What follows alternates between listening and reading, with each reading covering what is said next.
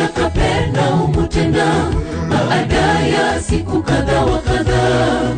Ikasikika kwamba yumo nyumbani, wakakusanyika watu wengi, isibaki nafasi hata mlangoni. Dari ikatobolewa, mtu mwenye kupooza anachukuliwa alimokuwa Yesu. Akaingia Kapernaumu tena baada ya siku kadha wa kadha. Ikasikika kwamba yumo nyumbani, wakakusanyika watu wengi, isibaki nafasi hata mlangoni. Dari ikatobolewa, mtu mwenye kupooza anachukuliwa alimokuwa Yesu. Umesamewa dhambi zako, akamwambia, ondoka ujitwike godoro lako uende nyumbani kwako. Mara akaondoka akajitwika godoro lake, hata wakastaajabu wote, wakamtukuza Mungu. Umesamewa dhambi zako, akamwambia, ondoka ujitwike godoro lako uende nyumbani kwako. Mara akaondoka akajitwika godoro lake, hata wakastaajabu wote, wakamtukuza Mungu.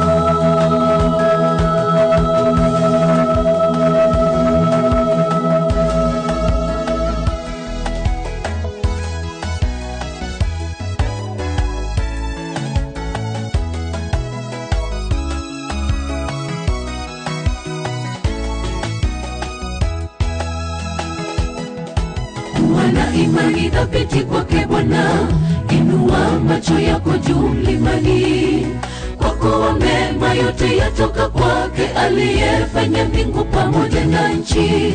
Kwa unyenyekevu piga magoti zako chini, tubu dhambi zako leo, maana ishara tunazoona zaonyesha mwisho wa dunia. Kuwa na imani dhabiti kwake Bwana, inua macho yako juu mlimani, kwa kuwa mema yote yatoka kwake, aliyefanya mbingu pamoja na nchi. Kwa unyenyekevu piga magoti zako chini, tubu dhambi zako leo, maana ishara tunazoona zaonyesha mwisho wa dunia. Umesamewa dhambi zako, akamwambia, ondoka ujitwike godoro lako uende nyumbani kwako. Mara akaondoka akajitwika godoro lake, hata wakastaajabu wote, wakamtukuza Mungu. Umesamewa dhambi zako, akamwambia, ondoka ujitwike godoro lako uende nyumbani kwako. Mara akaondoka akajitwika godoro lake, hata wakastaajabu wote, wakamtukuza Mungu. Umesamewa dhambi zako, akamwambia, ondoka ujitwike godoro lako uende nyumbani kwako. Mara akaondoka akajitwika godoro lake, hata wakastaajabu wote, wakamtukuza Mungu. Umesamewa dhambi zako, akamwambia, ondoka ujitwike godoro lako uende nyumbani kwako. Mara akaondoka akajitwika godoro lake, hata wakastaajabu wote, wakamtukuza Mungu.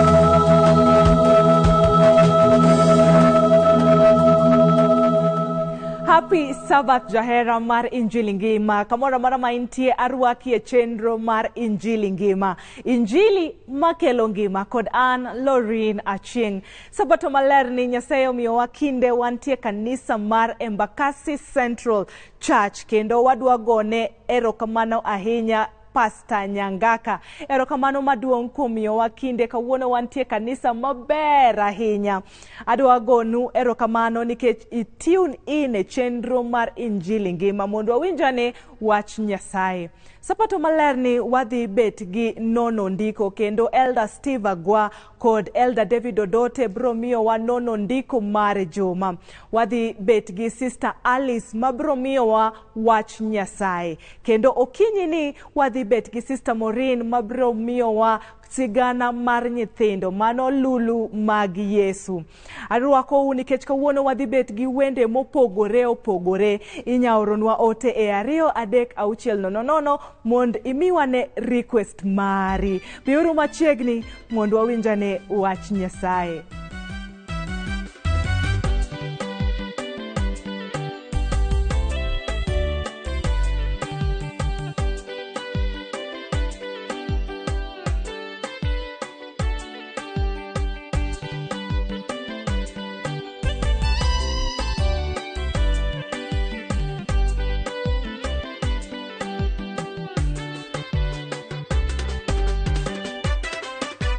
Timnalimbe Yesu samikano keke kala jawana.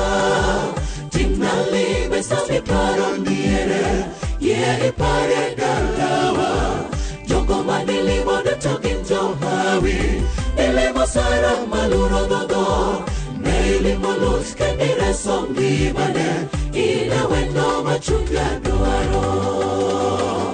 Timnalimbe Yesu samikano keke kala jawana. Timnalimbe samiparo niere ye ipare dalawa. Jogo manilimo dutogin johawi ilimo sara maluro dodo. Neilimo luz kendire songi mane ina wendo machunga duaro. Jalimbera Jordan gomiro jalimbera Timnalimbe jamakana agombalo sokodi sepnayo ye iwinja osepepe niru torono inyero kodi kidimabe sama indi chandro tido toringo ine osepna wa okweya. Jalimbera Jordan gomiro jalimbera Timnalimbe jamakana agombalo sokodi sepnayo ye iwinja osepepe niru torono inyero kodi kidimaber sama indi chandro tido toringo ine osepna wa okweya.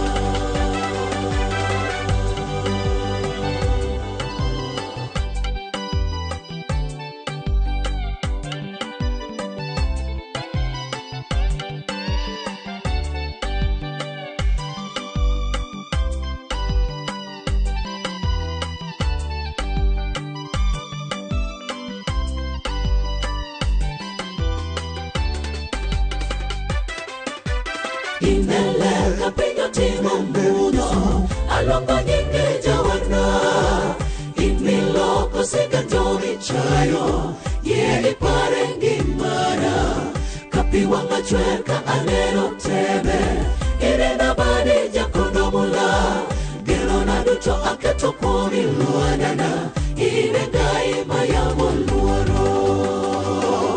Ineleka pinyo timo muno alongo nyinge jawana. Iniloko sekantomi chayo ye ipare ngimana. Kapiwanga chweka anero tebe irena bade jakondo mula. Gelo na duto aketo kwoni luanana irengai mayamo luoro. Jalimbera Jordan gomiro jalimbera Timnalimbe jamakana agombalo sokodi sepnayo ye iwinja osepepe niru torono inyero kodi kidimaber sama indi chandro tido toringo ine osepna wa okweya. Jalimbera Jordan gomiro jalimbera Timnalimbe jamakana agombalo sokodi sepnayo ye iwinja osepepe niru torono inyero kodi kidimaber sama indi chandro tido toringo ine osepna wa okweya. Jalimbera Jordan gomiro jalimbera Yesu jamakana agombalo sokoni sipnayo ye iwinjo osepepeni rutono ingero koni kidimate sama ingechadro tirutorigo ine osipnawa okwera Yesu jalimbera jalimbera itimalibe kamakana agombalo sokoni sipnayo ye iwinjo osepepeni rutono ingero koni kidimate sama ingechadro tirutorigo ine osipnawa okwera Erokamano ahinya kuom kete chenro mar Injili Ngima kidieny mar nono ndiko mano en nono lesson mar juma. Arwaki mondi sudane machiegni dhiom kalam gi karatas nikech wadwa puonjore ne ndiko mar juma ni. An gi elders ariyo kodaka kawuono wantie kanisa mar Embakasi Central SDA kendo wadwa gone erokamano maduong' Pastor Nyagaka kuom miyowa kinde mondo wabiane wanona ne ndiko kanisa mar Embakasi ka. Happy Sabbath. Happy day. Happy day. Happy Sabbath. Amor kodwa ahinya nikech ubiro kendo mondo wanona ne tie ndiko mar juma mose kaloni. Amen. Arwako ahinya nikech ageno ni nitie jahera mantie oko kacha kata nenowa madigom ni ong'eane ni ndiko mar jumani to wacha ng'o. Kata koko Elder David Odote ginyingi. Iluonga ni Jayalo David Odote majaka Guria.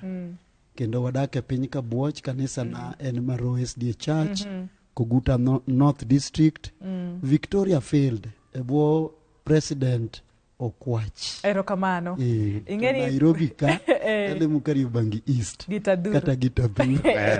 Gitaduru ningeni chandoji. Gitaduru. But ingeni wasei bedo kodgi e chenro wani. Majibe koro ngi. Makoro sani wang'e. Kora fula ni Gitaduru. Gitaduru. Awera Gikariubangi. Gitaduru yaye. Ingeni President Kwach. Yes. Enosiepa ma chuor babwa. Oh. Pastor Joseph King. Oh. Yes. Antie ot dala ma pastor. Inoduri gijodolo. Pastor King en father-in-law. Yes, father-in-law na en Pastor Joseph King. Wow. Yero wanya sai. Wanya sai. Nani ngeni okenda gi last born. Tera urumo. Pero kama na hinya Pastor Joseph King gi Madam Pamela King kumara marama untie. Jok mantie Maranatha Homa Bay yawa. Yoru kacha mondu mos na Pastor Joseph King gi menu wa Madam Pamela. Nani ngeni be kidhi Homa Bay to Maranatha emi bitime recording. Kama na hinya Elder Steve Agwa gi nyingi.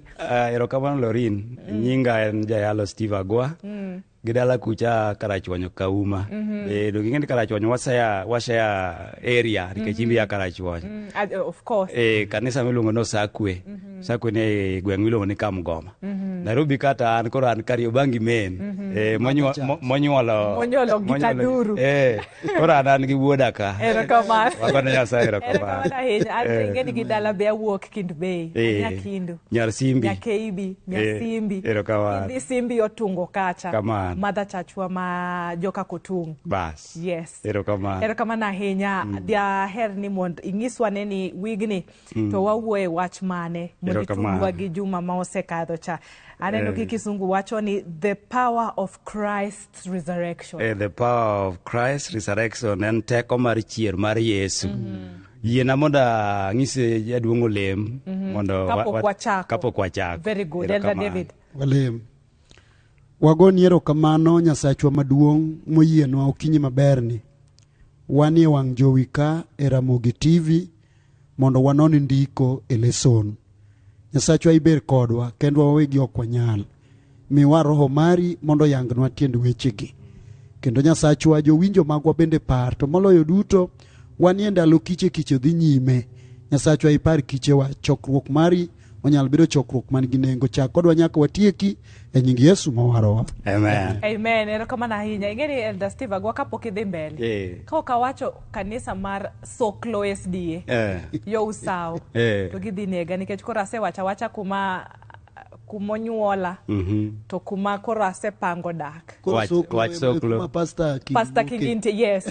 Usao. Dala mar Usao. Erokamano. Jo Soklo SD afwayo nukare. Erokamano. Tudwa kare. Erokamano jahera mar nono tiendiko ne wapuonjore kuom hera. Kendo adier ka wapuonjore kuom Yesu Kristo ma wuod Nyasaye to wan wayalo mang'eny Lorin, wayalo wapuonjo. To ka onge hera e gik mwapuonjo kata gik mwayalo to mana kayiem nono. Sani koro nego jayalo mora mora hera omol ka kuome ka kere kuom jomoko ka ora. Hera okere ka ora. Kanisa mora mora miluongo ni kanisa, jayalo mora mora miluongo ni jayalo, gima koro nego wuog kuome en hera, pogo hera ne jomoko. Amen. Yalo koro ji osewinjo ndi. Koro timbe mag hera ema koro konyo sani. Ng'ato nigi chandruok konye. Mane hera. Koro kawuono ni wang'iyo teko mar chier mar Kristo. Kapok wawuoye chier, nitie gima iluongo ni tho. Kapok wawuoye tho, to nitie gima tho. To gima tho, we wang'iyo ane dhano. Dhano e buk mar chakruok 2:7 wacha ana awache yo machiek kech sa ni Nyasaye nokawo lo kato onywaso to chweyo godo dhano kato kudho much ngima e ume to bedo dhano mangima. Kirivas wachno igolo much ngima e dhano mwayweyo ni to dok e lo kama noae odok e lo. Lorin kiwinjo tiend wach mawacho ni to mwadhi wacho mbele koro dhi konyi, dhi winjore ni maber kendo jawinjo manena kacha ni dhano en ang'o? Dhano en lo gi much ngima kato bedo dhano mangima. Kigolo muya mwayweyo ni miluongo ne much ngima to dok manie lo kato dok obedo koro lo. Koro wang'iane teko mar chier mar Yesu. Paulo koro terowa e buk ma iluongo ni Jo-Korintho mokwongo 15 kichake 14 nyaka 17. Owacho niya, to ka Kristo ne ok ochier to kara wach mwalando onge tiende. Kendo un bende gima uyie onge tiende. To ka Kristo ne ok ochier adier to kara yie maru en kayiem nono kendo pod un mana e richou. Gima ne buk no kendo? Buk mar Jo-Korintho mokwongo 15 ichake 14 nyaka 17. Paulo miyowa formula moro mayot. Ni koponi nikech Korintho kacha jomoko ne wacho ni onge chier. Dhano kaka en, dhano nyalo tuore kato tho to dok e lo mane gikone.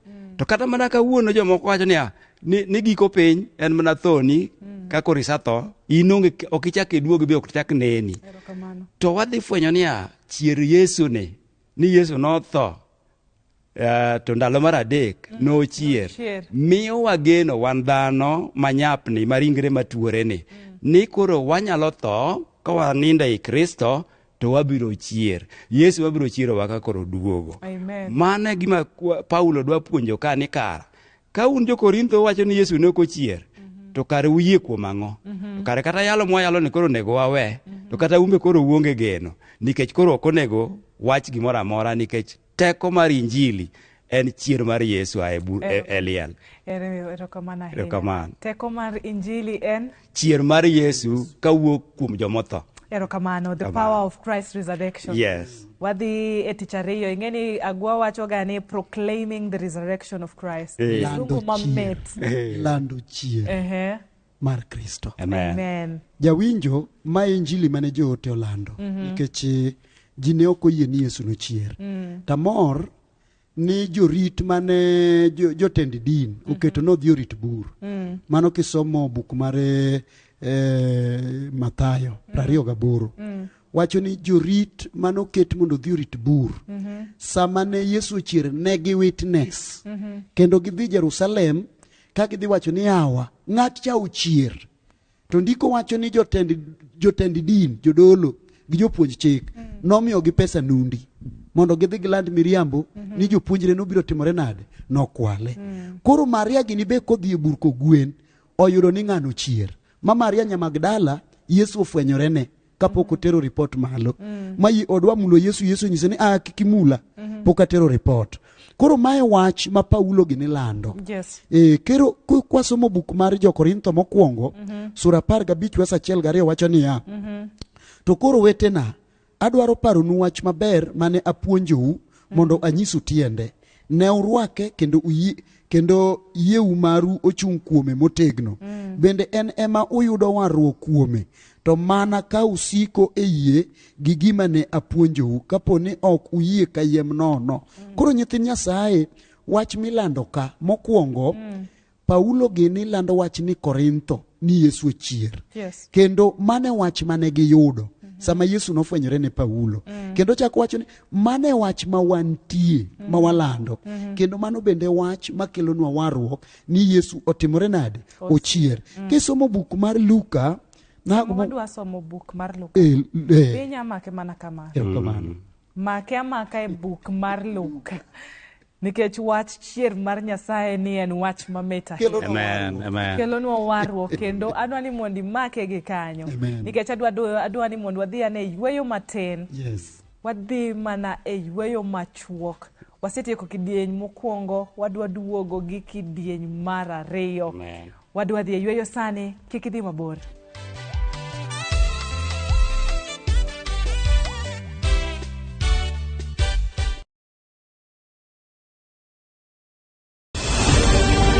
Heaven's Fire Prayer Summit 2026 is here. From 18th to 23rd of August 2026, Apostle Julius and Reverend Martha Subi of Exploits Worship City invite you to join believers from across Kenya and the nations for 6 powerful days of prayer, worship and revival from 9 a.m. to 7:30 p.m. Theme: The Outpouring of the Holy Spirit. Ministering Pastor Robert Kayanja and Pastor Jessica Kayanja from Uganda. Lady Bishop Kathy Kuna from Kenya. Archbishop Dr. Harrison K. Nganga from Kenya, Pastor T. Mwangi, Dr. Francis Miles from the USA, and Prophet Thomas Tijo. Worship ministers Sunmisola Agbebi from Nigeria, Steve Tebb from the United Kingdom, and Kestin Bogo from Kenya. Mark your calendar from 18th to the 23rd of August. Exploits Worship City, Nairobi. See you there.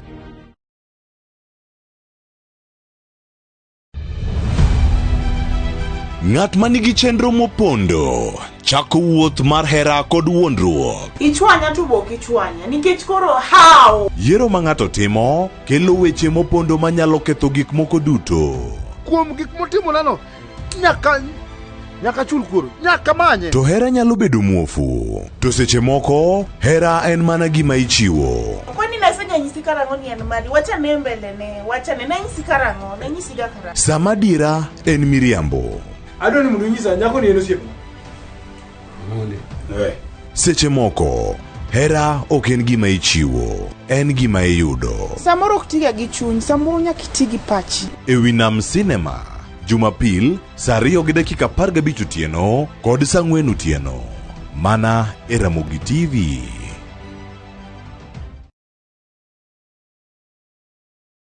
Afilo chapati maragwe na chai. Look, mama nze pole tu nimechelewa. Unaelewa tu venye hizi barabara za huko ziko. Sasa hiyo ni excuse gani unapeana siox?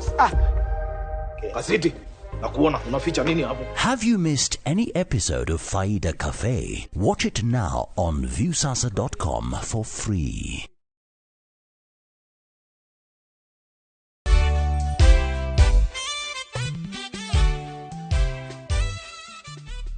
Erokamano ahinya kuom kete wang' jowi mar Ramogi TV. Ma en nono ndiko ma wanono ndiko mar juma.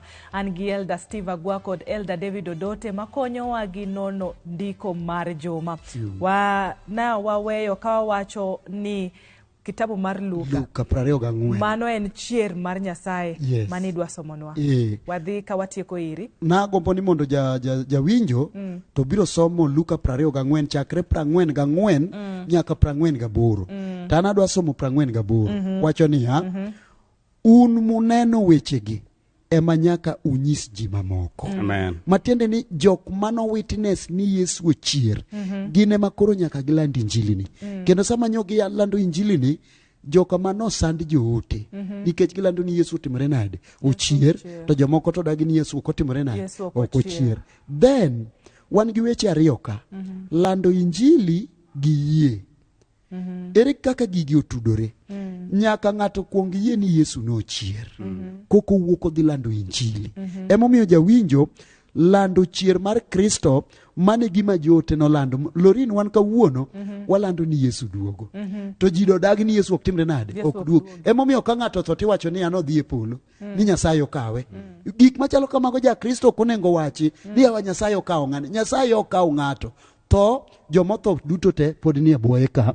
Warito ni ka Yesu duoke maradi mar ariyo eka chier biro timore tanade biro betie ka ji dhi kucha. Mano injili mwayalo sani mabe biro kelo nwa tho. To joote to injili mar chier mar Yesu ema nokelo negi tho moneggie. Erokamano ahinya. Elder Steve Agwa, wadhi tich ariyo. Nitie wach ma jaduong' Oluto wacho kanyo ma mora. Kata mana i Korintho ne nitie joma ne wacho ni ka ng'ato tho to nitie gimoro ma wuok kuome madhi e polo. Lorin buk mar Ecclesiastes luonge tek koro miyo ndika gi dholuo ni jayalo. Ecclesiastes. Jayalo 9 Wesa Beach wacho wach moro agombo ni mondo asome mapiyo piyo.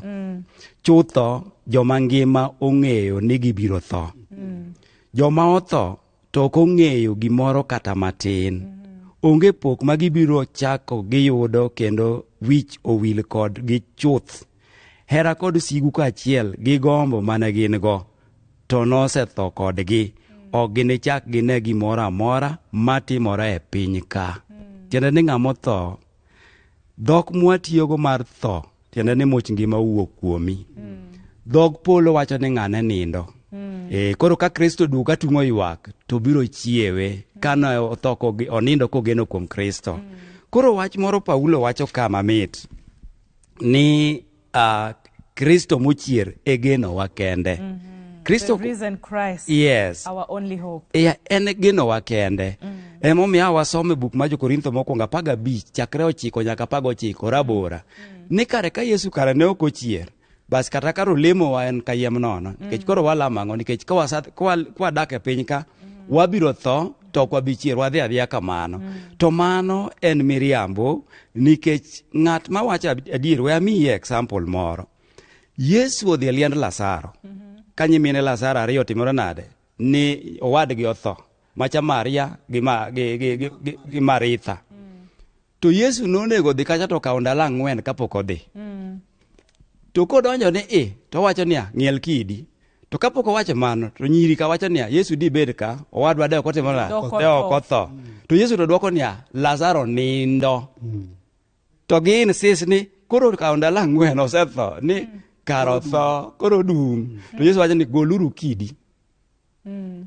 To ka gigolo kidi to Yesu wacho niya Kizungu wacho ni Lazarus come forth. Yesu ok wacho niya Lazarus come down. Koro gima wacho kanyo niya Yesu ok wacho ni Yesu wacho ni Lazaro wuogi. Ok wacho ni Lazaro lor. Koro ang'o mi akelo kanyo niya ng'ato kotho to waike. Onge gima wuok kuome madhi e polo. Koro gima jaduong' wacho ni iket chunye kama ber cha. Kidwa no ket chunyi kama ber kawuono. Loso pod ngima. Tim timbe mabeyo mag ng'uono mag hera sani. Yesu bendo luongo mane Lazaro come forth. Deno luongo niya wuogi. To ji mang'eny deno wuok kabiro. Koro Lazaro ne ok olor ka e polo nikech ka notho to dhi e polo. Owuok e liel to ji onene. Yesu ne wacho mano ranyisi ni an kod teko e wi tho. Koro ka Yesu chier to Maria ma koro nene ka to chako wacho ni ji 500. Kato Paulo ma koro ndiko ni wacho ni kata an bende nofwenyora na yo ka dhi sando jo-Kristo. Omiyo ang'eyo ni Yesu ngima. Koro teko kata Kristo mochiere geno wa kende. En ni ka Yesu nochiere kaka wasafwenyo ni nochierni. Kare koro wan gi geno ni kata dendwa ni tuore kawuono. Wasandre e piny ni. To kata ka tho ema koro kawowa to wang'eyo ni koduogo to wabiro dhi kode e polo. Erokamano. Genowa maduong' ni Nyasaye biro duogo. Amen. Mondo kawwa wadhi e polo malo. Kamano. Erokamano ahinya. Elder David. Erokamano ahinya. Kristo nyak mokwongo Kendo agombo ni jawinjowa somo maduong' onego som Jo-Korintho mokwongo sura 15 wesne kata chaka achiel nyaka 20 kanye kama wach maduong' nitiere. Koro Kristo nyak mokwongo nagombo mondo asom Mathayo 27 wes 50 nyaka 54 wacho niya, to Yesu nochako kok matek eka noweyo chunye owuok motho. 51 gi kanyono nanga mane ogengo kama ler mar hekalu noriadore diere 2 chakre malo nyaka piny. Piny noyiengni kendo lwendni nobarore. Wes 52 agombo ni mondo jowinjo winjane. Liete bende noyawore kendo jo Nyasaye mang'eny mane osetho nochier. Lorin konya winjo kanyo. 53 wacho niya, bang' chier Yesu jogo nowuok e lietegi modhi Jerusalem, dala maler, miji mathoth nonenogi. Friday sochiko chuny Yesu ochot. Ka chuny Yesu osechot to piny oyiengni. Kaeto liete jomaler otimore nade? Obarore. Biblos wacho ni ne gichier to ok gia malo. Lietegi oyawore to pod ginindo kanyo. Girito mondo Yesu obed nyak mokwongo. Nikech Biblos wacho niya, ni Jumapil kata chieng' mokwongo kane Yesu ochier, eka gimbe gitimore nade? Gichier. Matiende niya, Yesu ema nyaka kuong chier. Koke joma moko timore nade? Luwo bang'e. First fruit, malimbuko ya mwana kondoo. Ing'eni kata kipuro to ka ji ogwelore, to gwelruok no itero ne jadolo mondo kuongo cham. Chik Luo wacho ni jaduong' ema kuongo gwelore. Koro Yesu kanochier, Yesu nobedo nyak mokwongo, ene mokwongo chier. Manyiso ni ji duto te motho kogeno kuome biro timore nade? Biro chier. Kendo Lorin sama ji dhi chier, ok wadhi chier gi ringruok ma wan godo ni. Ringruok gi remo ok ne polo. Ibiro miwa ringruok manyien ma ok tow bende ma ok tho. Koro leso ne dwa nyiswa niya, ng'ama nokwongo chier adieri. Jonabi ka Yesu pok obiro, Elisha nochiero ng'ato, Elija bochiero ng'ato, to joma nochier gi bang'e ne gichagi timore nade? Githo. Kata Yesu kanie piny nitie joma Yesu ochiero, kaka jati Nyasaye owacho ni Lazarus notimruok nade? Nochier, to bang'e otimore nade? Magi ne timore atima mondo nyis ji ni chiero timore nade? Nitiere. Koro chier mar Yesu, to Yesu ne ok odogo tho. Yesu pod ngima nyaka chiel kawuono. Emomiyo ji duto te motho kogeno kuom Kristo gibiro chier gi ringruok ma ok tow gi ringruok ma ok tho. Amen. The resurrected body. Elder Steve Agua. Erokamano ahinya Lorin, ageno ni wadhi maber. Wadhi maber. The resurrected body en ringruok mochier. Kidhi e buk mar Jo-Korintho mokwongo 15 35 nyaka 39 nitie penjo moko mopenji, penjo moro mopenji Yesu. To penjo mopenje ne wacho kama, ere kaka ichiero joma otho? Koso ringruok manadi mage nibedgo? Iwinjo ka jaduong' to ongeke matin. Ere kaka ichiero joma otho? To Yesu, Paulo nodwoko ni to upenjo penjo mofuwo. Nikech un uwegigi emukawo kodhi udhi ukome e puodho. Sama ukomo kodhi e puodho, Lorin ing'eni kiting'o koth oganda, tidhi yaro lo, dongo oganda emikomo. Koti, oti yien koro, koti kodhi cha. Koro ema jaduong' Ruto wacho niya, watho kaka wanyalo tho gi ringruok manyap. Ringruok ma wan go kawuono ni onyap, onyalo bedo matuo. Ringruok ni nyalo neno masiche. Ringruok ni nyalo neno kuyo. To kotho makoro ngimana orumo e piny ka, to ika achalo ng'ama okom. Mano ja Kristo, ng'ama oyie kuom Kristo. Ochalo ng'ama okom. Obiro ti, ng'eni jorege wacho niya, nawinjo ka jorege wero wen moro. Ni ja shall never die. Ni remb jarege ni koolore piny, en ok otho. To an awacho niya, remb ja Kristo en kodhi. Kendo remb ja Kristo kochwer nolwar e loka, notho, obiro ti. To koti, ringruok ma Yesu biro miyowa mar ariyo Lorin, ekibiro fwenyo ni kare ni jaber moloyo kaka ichalo ni. Nikech samoro kaka wachalni, weather wa mar Nairobi ni, samoro piny gachandra chiedhna ma piny ni, emomiyo achal kaka chalni. We koro Yesu duogi, makoro aloka aucha, koro ba miya ringruok kendo ma ok chak tow, miterago e polo. Jaduong' Ruto wacho ni remo kod ringruok ni ok nyal chamo pinyruodh polo. Nang'o? Nikech remo kod ringruok owacho ni dhano ma nyap ma tuo goyo ni eto ok noyude e polo. Omiyo ringruok machielo ma koro ibiro miwa ok bi mi joricho. Jaricho tibiro chier ni tiwang'e. Kendo ichiere gi ringruok matow. Ing'eni sani kawuono inyalo yudo ni ng'ato kata wengege ok nen. Inyalo yudo ni orang'ol, ong'ol e yo moro. We ang'ise ni ok niyud rang'ol e polo. Erokamano. Ibiro lokgi ma duokne tiende kata lwete kata ng'olne no. Ok nochak obed ng'ol kendo. Onge gimoro amora matho mano yude polo. Erokamano. Onge gimoro amora matho ma ibiro yude polo. Final victory over death. Loch mogik kuom tho. Ber. Lorin onge jasikwa maduong' kaka tho. Tho opogi gi chuori mane un go kanyakla. Tho opogi gi nyathini. Tho opogi go siepni. Kaka koro sani tho opogowa gi merwa mane wahero iluongo ni Jenolik. Nyose hike. Koro inyisowa niya loch mwadhi bedo godo mogik en kotiek tho.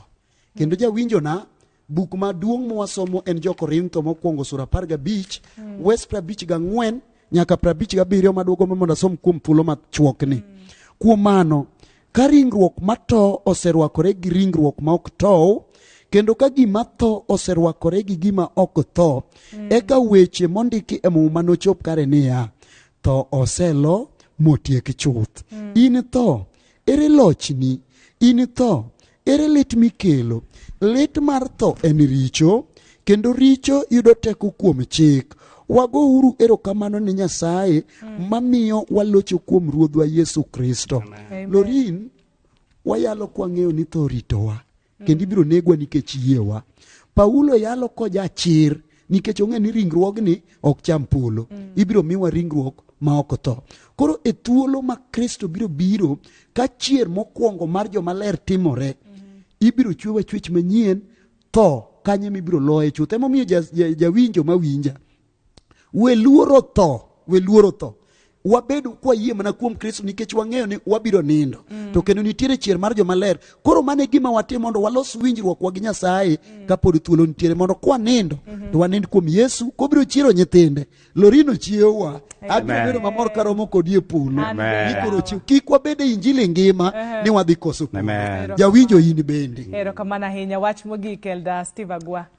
Buk moro Daniel ndiko ka en koro. Daniel 12 wes 2. Owacho ni ji mang'eny kuom joma osetho biro chier. Moko kuom gi nochier miyud ngima mochwere, to moko noyud wich kuot kod achaya mosiko. To joma riek norieny ka ler mar polo, kendo jogo mane opuonjo ji kawan mang'eny mondo otim gik makare norieny ka sulwe nyaka chieng'. Donge winjo ka wach miwacho no osamako waka ni osimbowa oketi kendo wabiro rieny ka sulwe. Kiwuok oko kacha ng'eyo sulwe. Kamane kaka joma riek tiende ni moyie wach Nyasaye kawuono biro rieny. Daher ni wate wadhiane polo. Amen. Koro wach erokamano. Gik moko ma watimo ber. Erokamano. Wach mogik. Lorin kisomo fweny 22 fweny 21 inene kaka polo chalo. Gik mag piny ni delew chunyi. Polo ber ahinya makagalo mag piny ni kik gal ng'ato mito dong' e piny ni. We awache wach moro motegno. Samoro ilalo nyaminu moro, samoro minwe monindo, samoro wuonu osanindo, samoro watni moro no osetho, makata in bende neno ka ionge gi geno, samoro ituori kendo neno ka adier inyalo tho, inyalo lalo ngimani. Adwa miyi geno kawuono ni ka Yesu nochier kaka nochier ni, mochako wache buk mar Johana 14 wes 6 kosingonwa nodhi kama berie, odhi losonwa kar dak. Jahera mar nono tie ndiko kik iluor. Bed gi chir kaka Ayubu manowacho ni kata ringra rumo kama tang'eyo ni e ndalo giko nayud ng'ama nojiwa. Ayubu nobedo gi geno. Omiyo Nyasaye omed gwedhou, omed ritou gi nyinga kendo. Adwani mondo ing'iswa nyingi ka ilemonwa. Ka ilemo, erokamano. Elder David adwani mondo iwacha nyingi gi namba. Erokamano. Nyinga jayalo David Odote. Namba na en 07222 abich nono ang'wen adek ang'wen auchiel 0722 50 43 46. Erokamano ahinya. Elder Steve Agwa, nyingi ka ile munwa? Erokamano. Ma en Agwa, Steve Agwa, majayalo. Nyinga thurwa en Karachuonyo Kauma, Usakwe, Kanisa, Usakwe District. Nairobi ka an Kariobangi main. Wago erokamano Nyasaye mamedo riwowa. Erokamano. Puonjwa biro dhi machielo maluwo bang' ma en tich ma itimo gi hera. Erokamano. Nyasaye omed gwedhonwa nyithind Nyasaye. Erokamano. Namba? Namba en 0702 854 009. 0702 854 009. Ochanda gi dholuo me awacha gi Kisumu. No, erokamano. Bera. Amen. Lemo. We walem. Nyasachwa moherowa, jaduong' mar ndalo, man kod rieko gi nyalo kod ng'eyo moyombo mag joka dhano. Wagoni erokamano nikech adier herti herowa. Omiyo kata watimo rondo kendo piny otimo rondo, pod ilawowa mana kod tond hera. Nyasaye mondo kik watho ka waonge geno. Erokamano kuom fwenyonwa ni mana kuom Kristo gi remo manochwere msalaba ema wambe wayude geno. Koro wang'eyo ni Yesu nochier. Omiyo wan bede kata ka ringrewa ohinyore e gweng'wa ka, moyikwa odiochieng' moro achiel, to wabiro chier. Nyasachwa wakwayi ni kapod wangima, miwa e teko mar lokruok, mondo miwa ting'i malo kinde ka kinde, ka watimo timbewa mag gweng' ni Nyasaye, to mi nyingi duong' kinde duto. Erokamano kuom jakwath Odote ma wan go ka kod nyari Lorin, kod jogi duto matiyo e studio ka. Nyasachwa mondo mi wach ni ochope tung' piny kond gi kone. Parna nyari moro matuore ma samoro sawito geno. Parna nyari moro kata wuodi moro ma geno ne osalal kendo dhi ka gima lal. Chak ichier kuom Jehova Nyasaye mondo bed kod geno, kong'eyo ni chieng' moro ok nochal kaka chalo ni nyaka chieng'. Hera mari umedumowa nyaka chiepore warom kendo mana kuom yie e nying Yesu majawar. Amen. Amen. Amen. Erokamano ahinya kuom kete nono ndiko mar juma. Wadwa dhi e yweyo matin kik idhi mabor nikech pod wadhi mbele gi chenro mar Injili Ngima.